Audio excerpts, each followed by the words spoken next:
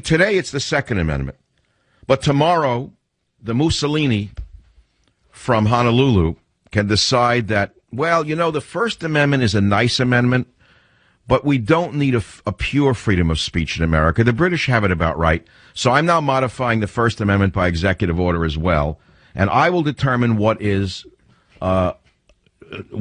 decent as speech and what is not.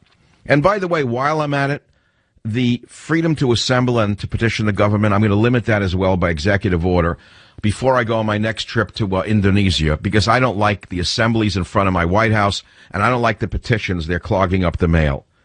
And by the way, I don't like the Fourth Amendment either, because although it prohibits unreasonable searches and seizures and sets out requirements for search warrants based on probable cause, and we liberal lawyers have used that for years to get drug dealers off, even though we found 30 pounds of cocaine in their trunk. I am now going to eliminate the Fourth Amendment, says Obama, because I want to be able to break into your house and search for your guns without a search warrant.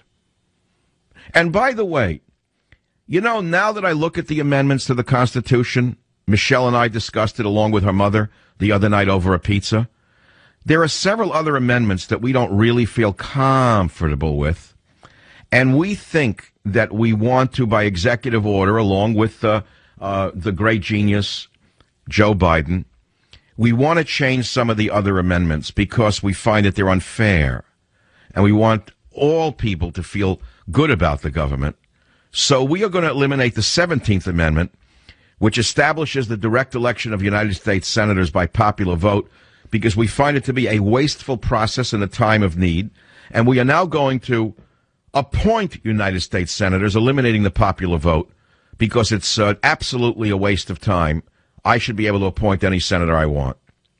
And by the way, Michelle's mother-in-law, my mother-in-law, the other night over a pizza, said that the 26th Amendment to the Constitution establishes the right to vote for those age 18 years or older. She wants me to change the 26th Amendment to those age 12 years old or older, because we think that, well, 18 years or older in constitutional times may have made sense, but children, look at my daughters Malia and whatever, they mature much more quickly today. So we want the right to vote for those age 14 years or older, not 18, because we want to be fair to more Americans who mature a little earlier.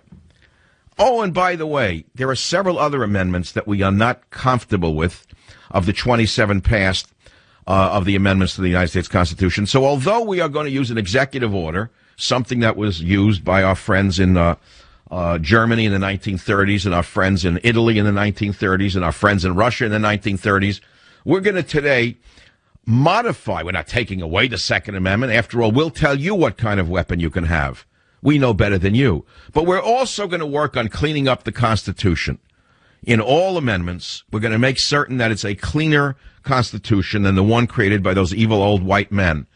And that's something that Michelle and I feel very strongly about.